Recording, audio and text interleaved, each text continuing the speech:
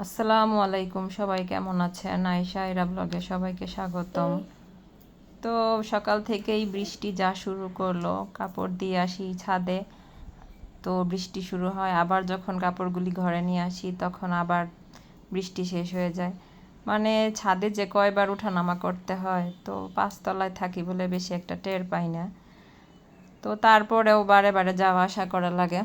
তো বৃষ্টির দিন রান্নাবান্না করতে তো একদমই ভালো লাগে না।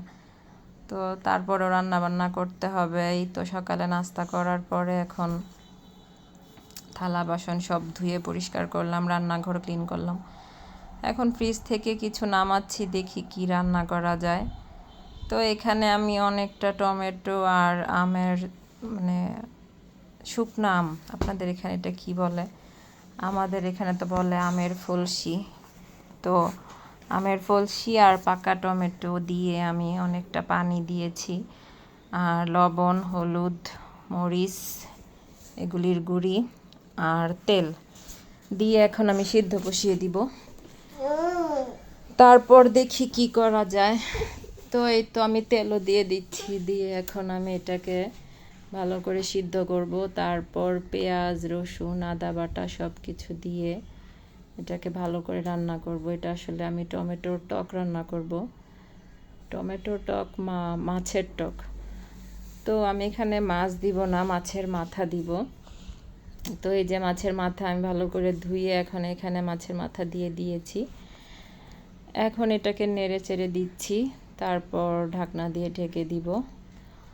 এই তো আমার সিদ্ধ হচ্ছে টক রান্না। তো এখানে আমি এখন দিয়ে দিচ্ছি আদা, রসুন, জিরা বাটা। এগুলি অল্প পরিমাণে দিতে হবে, নয়তো গন্ধ লাগবে। অনেকে মাছের টকে আদা, রসুন, জিরাও দেয় না।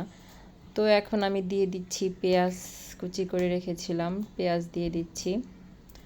তো এটাতে আর কিছুই করা লাগবে না, খুব ভালো করে সিদ্ধ করতে হবে। আর ডাল ঘুটুনি দিয়ে একটু ভালো করে ঘুটে দিতে হবে, কারণ টমেটোগুলো যেহেতু ডিপ ফ্রিজে ছিল তো সহজে গলতে চাইবে না। তো এটা হচ্ছে আমার টমেটো টক, মাছের টক হচ্ছে। আর এখানে আমি ভাত রান্না করছি, ভাত হয়ে গিয়েছে, এখন এটাকে নামিয়ে নিব। তো ভাত নামিয়ে নেওয়ার পরে একটু বাচ্চাদের জন্য মাছ ভাজি করব, ওরা তো আর টক খেতে পারবে না। তো এখানে আমি কাঁচামরিচ দিয়ে দিচ্ছি, যেহেতু মরিচের গুঁড়া অনেক অল্প দিয়েছিলাম। টকে অবশ্য বেশি ঝাল দিতে হয় না, বেশি ঝাল হলে টক খাওয়া যায় না। তো এই তো এখানে আমি মাছ ভাজি করে নিচ্ছি। তো আপনাদের এখানে বৃষ্টি কি অবস্থা, কার কেমন বৃষ্টি হচ্ছে এলাকায়? আমাদের এখানে বৃষ্টি খুব কম, কিন্তু মানে আবহাওয়াটা খুব থমথমে। যাই হোক, এখানে আমি মাছ ভেজে নিচ্ছি, তারপর দেখি কি রান্না করা যায়।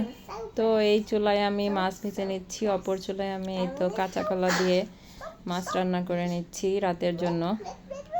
তো কাঁচা কলার তরকারি আমার খুব ভালো লাগে। তো এই তো, সবাই ভালো থাকবেন, আল্লাহ হাফেজ।